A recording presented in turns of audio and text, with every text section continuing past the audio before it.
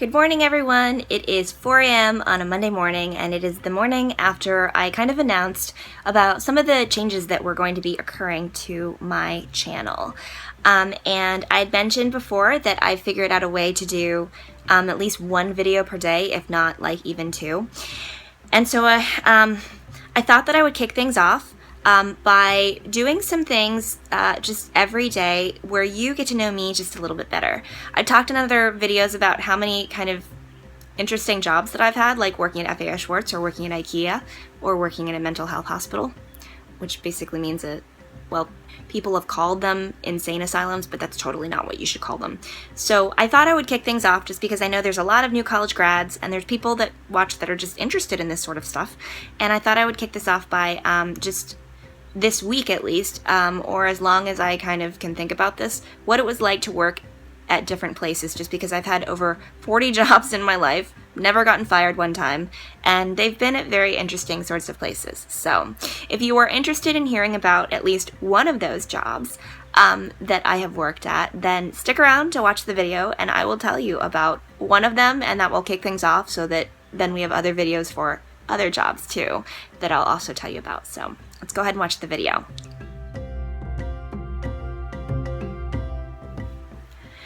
Okay, so I'm going to talk a little bit about what it was like, or maybe what I learned from working at a mental hospital, I guess. I mean, I guess you could say that, but I don't necessarily call it like a mental hospital. So I'm not going to tell you what hospital that I worked at, just because I feel like even if it didn't maybe breach kind of patient confidentiality, like if any of my patients would ever see these videos, I just wouldn't mention that, just because I try and have as much respect for others as I possibly can. And I don't like to tell other people's stories. And the way that I think about that is like, my story or my life, it might intersect and cross with someone else's, but that doesn't mean that I should be able to tell like their version of the story, because they have their own perspective and they have their own story, and that's for them to tell if they feel so comfortable to do it. So I'm not going to try and tell like other people's stories. I'm just going to talk a little bit about just kind of on the whole what it was like to work at a mental health institute. So just to kind of like give you a little bit of background, I worked at this mental health hospital right after I graduated from college. And what happened is when I was in college, I had a lot of different majors. I wasn't really sure what I wanted to do with my life. I thought maybe I wanted to go into the social sciences, like sociology and anthropology, and do like archaeological stuff or cultural anthropology. But that would have required me a great deal more graduate studies. And I wasn't at a point in my life when I really wanted to dive into that so much, mostly because I was a full-time student and I worked full-time, usually full-time and a half. Like I paid for college with a great deal of my time. I'm still paying for it. But I've always just really kind of thrown myself into things and been very, very independent, because it's just been the way that my life has had to be. And so I ended up working at the mental health hospital just because, well, that's sort of a line of work. They're always needing and working, or they're always needing helpers and people to work there, because it's a very, very stressful job that it can be very, very hard for people to work in that line of work. People who work in psychiatric nursing, and let me just clarify, I was not a nurse, but I worked on the nursing staff. I worked on the nursing staff facilitating therapeutic groups, so doing some talk therapy and everything. I would work alongside the medical teams and the social workers, like the case managers and things. And then kind of as I progressed in my career, I was able to actually work in case management, and I worked on the side of like insurance, basically getting insurance approvals for people who needed to have like millions of dollars worth of services approved by insurance companies, which can be very, very difficult. I worked kind of in that kind of realm. So anyway, I ended up working at this mental health hospital after I graduated from college and I had considered going into counseling and everything, even while I was working at the mental hospital, I was offered a full nursing scholarship to go back to school and get my bachelor's in nursing, psychiatric nursing, and then come back to the hospital and work there. And I worked at the hospital for 2.5 years, and it was such an eye-opening experience, as it would be. The hospital where I worked, it was not a state hospital, it was a private institution, and so that changes things a lot. It changes things in that state hospitals, well, historically they get like a really, really bad rep. State hospitals, because of pop culture and movies and everything, people have this idea that mental hospitals, that they're super scary places, and that well, they're super scary places, and in all honesty, they're really, really not. The people that work there are everyday people just like me. The people who are there as patients are everyday people, just like you, just like me. But what ends up happening, the reason why someone might have to go to an inpatient hospital is, there are a number of different reasons. Number one, they might have been a harm or a threat to themselves or others. Number two, they might be there because they're called NCR, or not criminally responsible. And that usually is an individual who has such challenges and difficulties just with their mental wellness that they have done things like they have committed a crime, and they criminally, they can't be held responsible just because they are deemed by the courts as being unstable. I worked in a facility where we would have sometimes inmates who would come and be patients, and they would be in shackles, and they were treated the same as any other patient. What I always tried to think about when I was working in the facility was having a great deal of empathy and sensitivity towards the patients that I worked with, no matter their age. And I worked with patients who were from 3 and 4 years old, clear up to geriatric age. I worked with all diagnoses. So I worked with patients who had PTSD for any number of reasons, either because they were abuse survivors. I worked with students. I worked with patients who suffered with challenges of mood conditions like depression and anxiety. I worked with patients who suffered from schizoaffective or schizophrenia. I worked with patients who had challenges with eating and who might have had early onset dementia, or were kind of in their last years of dementia. I worked with patients who had suicidal ideations, or who had been threatening to others. I worked with a lot of different types of individuals. And one of the things that I will always remember from that time is just how much of a common denominator it is to either be happy or not be happy, to either have joy in your life or not have joy in your life. I think that, as a culture, there is, I know there is a huge stigma with talking about mental wellness and mental health. There's a huge stigma even with talking about individuals who have suffered from abuse and have survived from it, like I have. I am actually a domestic abuse or domestic violence survivor. I like to say thriver, though, instead, just because I did live through it, but I believe in empowerment, and I think that when you change the language when it comes to things, it can empower people. Case in point, whenever I talk about learning differences and things, you'll notice that I don't say learning disorder or even a mental wellness or mental health sort of a thing. I will say a condition like bipolar. I'll say they manage the condition of bipolar. They manage the condition of depression. They manage the condition of eating challenges.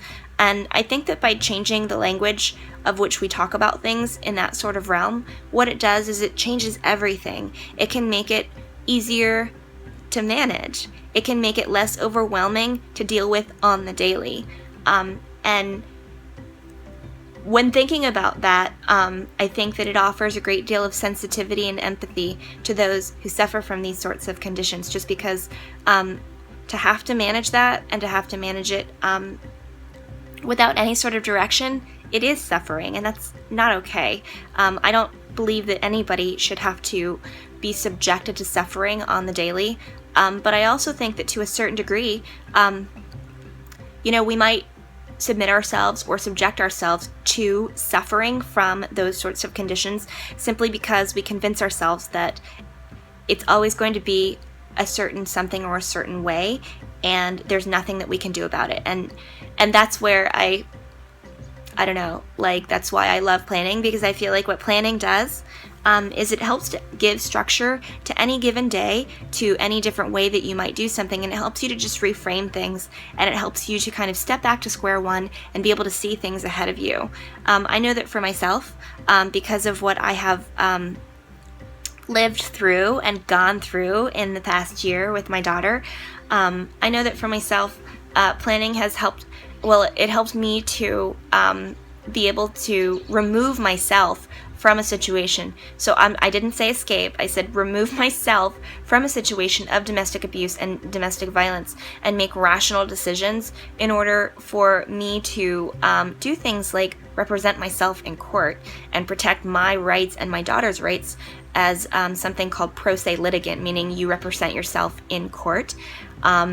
It saved me a little bit of money. I mean, it did cost me money, but it saved me a little bit of money. But planning really, really helped me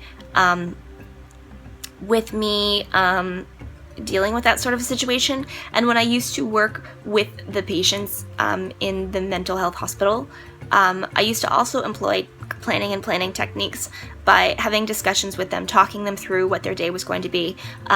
What one of my jobs was to help them with something called ADLs. And ADLs basically means like things that you do kind of on the daily. I cannot remember what A stands for. It might be like autonomous or something, but daily living is what the D and the L stand for. And so what we would try and do is we would work with the kids and the families to help establish a structure in which they could successfully attend to something called ADLs. When you take care of yourself on the daily, when you plan ahead and you do that, it can really just change the entire kind of feeling of the way that a day works. So then you just, on the daily, you feel less overwhelmed. And sometimes even just the simplest things that you do, like, I don't know, like when you wake up in the morning and you take just 15 minutes to do some planning, look at your planner, or to just kind of think ahead and envision what your day is going to be like. Even just that, in all honesty, and working in the mental health field, that to me counts as planning, because what you're doing is you're kind of envisioning, you're forecasting what your day is going to look like, and then mentally, even though you don't realize it, it's kind of seeding itself inside your psyche in order for you to just be mentally prepared for what's ahead. Thinking ahead, basically. Let's see here. What else? Some of the things that I saw when I was working in the psychiatric hospital is I did get to witness and even, I'll say, like, help facilitate. It's called ECT. It's called ECT, which is electric convulsive therapy. That basically means shock therapy. That sounds really crazy and really weird, but that's usually because the only picture that we have in our minds of electric convulsive therapy, or ECT, or shock therapy, is something that is very, very antiquated, something that has to do with like horrible, scary movies, and that's just not true. That's like not how it works. The way that they actually do ECT is they will hook up electrodes to your brain and then to other parts of your body sometimes, and they will use that as a way to kind of jolt and jumpstart your system, your sensory system, your brain, back to a place where, let's say, for example, if someone has extreme depression, ECT has been shown in some cases of extreme depression as being something that helps to attend to that when a certain severity of depression is medically resistant, meaning no matter how much medication, psychotropics that someone takes, or no matter how much therapy that they that they endure, that just their depression, their condition of depression, it's treatment resistant. So that's why sometimes people will get ECT. ECT can occur on an inpatient sort of a basis. It can also happen in an outpatient basis. I know that way back when I worked at the mental health hospital, I worked in an inpatient capacity. So what I would sometimes do is I would escort patients to the place where they did ECT in the hospital. I would help kind of hook them up with all the electrodes and everything, and then observe and take notes. And then I would help them back to the inpatient unit. And it was always, like hard watching someone have to go through this, just because it's, even though it is very medically based, it's very safe to do. This is modern technology here. Even though it's all of those sorts of things, it's scary for someone to have to go through that. It's scary for someone to have to go into a mental health hospital when they don't know what to expect. The one thing that really kind of like burns me up is what pop culture does, or just the fact that like people won't talk so readily about anxiety and about bipolar and about depression and about all of these things. And what we do when we don't talk about things, when we don't discuss them, when we don't talk about truly what they are and what they look like, is what we do is we end up furthering the stigma of them. Now, in all honesty, and I don't remember what the statistics are, but a great deal of the population actually does suffer from conditions that have to do with mental wellness. There are a lot of people out there who suffer from anxiety, and they simply are not treated for it on the daily. The challenges with mental wellness and mental illness not being managed on the daily are a lot. There are people who have anxiety to such extremes that they actually can have delusions. There are people who suffer from bipolar conditions.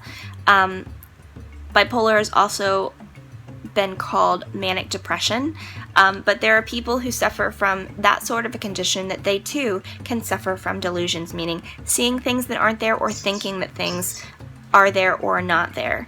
And I don't know about you, but I have a really good imagination, and when I think about what it must be like to live in the world out there and to maybe be seeing things that you can't negotiate, that you can't make sense of, I think that that's really, really scary. It reminds me a little bit of what it might be like to be a little kid who, and little kids have very wild and crazy and active imaginations, which honestly I really like that about little kids. But if you think about what it's like to kind of live out there in the world and to live in such a way that everything scares you, that's awful. That's terrible. So, just from me working in a situation where I was kind of seeing people at their most primal level, meaning they were boiled down to just the lowest that they possibly might ever feel like they could go, that was very, very challenging for me, just because I like to help people be at their best. I like people, I like enabling people, and I like helping people to be able to believe in themselves, just because when you can believe in yourself or feel like you are worthy of things or that you have value, that right there is you enabling yourself to greater and bigger things, to believing in amazing things that maybe you didn't think that you could believe in. That sort of thing I think is why I really enjoy teaching. Teaching, it is a stressful job. It's not nearly as stressful as working at an inpatient mental wellness kind of hospital, just because that is a stressful job. If you ever want to work at a mental health facility, you can actually really easily usually get a job there. you have to go through background checks, and you have to go through a tremendous amount of training, just because when I went there, I had to do upwards of a week of solid 9 to 5 sort of training, just because they teach you how to do things safely, and I mean safely so you don't get hurt, so that you can safely restrain people, and it's called taking them down, a takedown. And the way that it works is mental health hospitals, at least the one that I worked at, which was very, very reputable. I'm not going to tell you the name of it because, like I said, I'm trying to be just really respectful of people's privacy and other people's stories, that I'm not trying to tell other people's stories. But there are ways that you can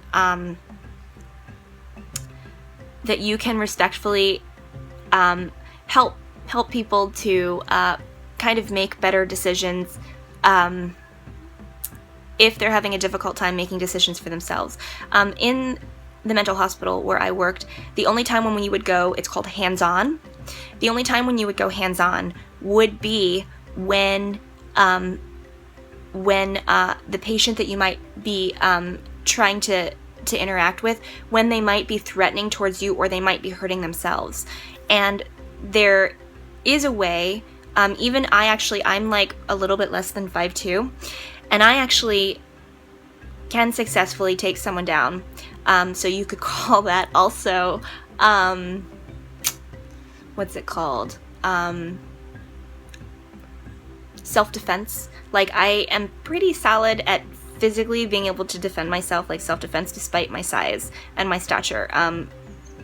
I dated someone in the Marine Corps once, so they taught me a lot of self-defense stuff, on top of the fact that, like I said, I worked in a mental health hospital, and I did, when I was working there, I mean, I'm not gonna lie, like, as a woman, as a female, but it wasn't just like, it wouldn't be just like a male patient coming at you. Like, female patients could do that just as well. So I do know how to defend myself, and they teach you all of that in training before you would go and work, like, in kind of the interior, like the outpatient unit or the inpatient unit of like a mental health hospital.